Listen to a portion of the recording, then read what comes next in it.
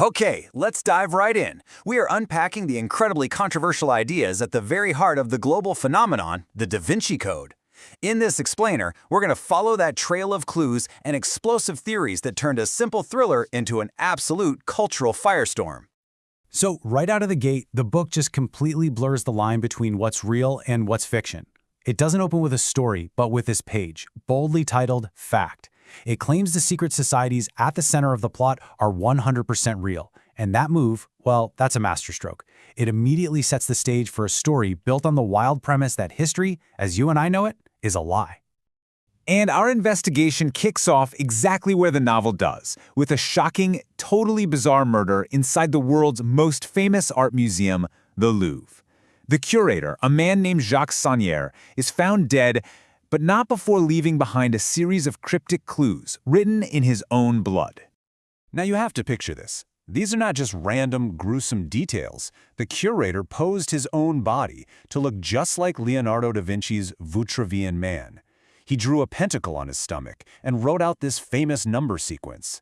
I mean, this isn't just a murder. It's a message, a desperate, last-ditch effort from beyond the grave, designed to launch a treasure hunt through the hidden corners of history. So who on earth is involved in this centuries-old secret? Well, the book throws us right into the middle of a war that's been fought in the shadows. A war between two incredibly powerful and ancient organizations. And they each have a very, very different plan for the same explosive secret. On one side, you've got the Priory of Sion. It's presented as this secret society whose members included some of history's greatest minds. We're talking Da Vinci, Isaac Newton, Victor Hugo. Their sacred mission? To guard a secret at all costs. And on the other side is the novel's version of Opus Dei, a real-life Catholic group, but in the book they are depicted as these ruthless hunters, willing to do absolutely anything to find that same secret and bury it for good. All right, to follow the clues the curator left behind, we have to learn a whole new language. A language the novel claims has been hiding in plain sight for centuries. The secret language of symbols, whose real meanings have been deliberately twisted over time. You know, take the pentacle from the crime scene. We've all seen it in movies, and we've been taught to see it as a sign of devil worship, right? But the book argues that that's just plain wrong. It claims the pentacle was originally this powerful pagan symbol for feminine divinity, and its meaning was twisted on purpose by the early church to demonize and stamp out pagan beliefs.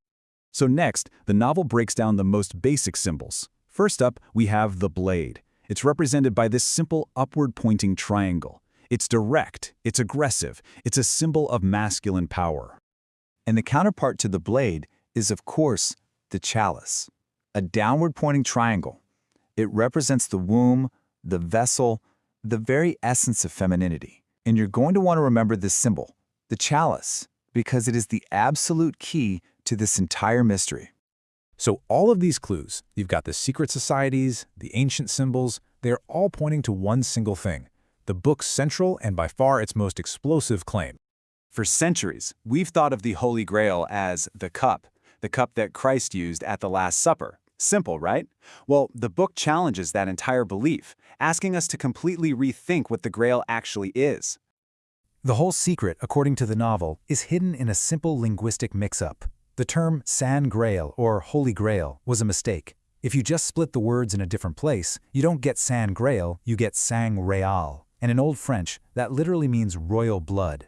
The quest was never for a cup, it was for a bloodline. And there it is. The book's earth-shattering theory is that the Holy Grail, the chalice, the vessel that carried the royal blood of Christ, wasn't a cup at all. It was a person, Mary Magdalene, who the novel claims was Jesus' wife and the mother of his child. I mean, think about what that means. This one claim reframes 2,000 years of history.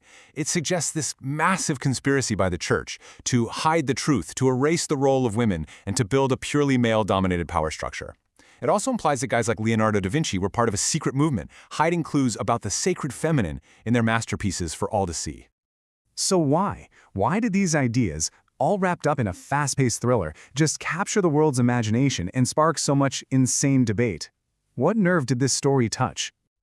Well, the book argues this suppression of the feminine wasn't just theological, it was incredibly violent. It makes this shocking claim that over 300 years, the church burned an estimated 5 million women at the stake as witches.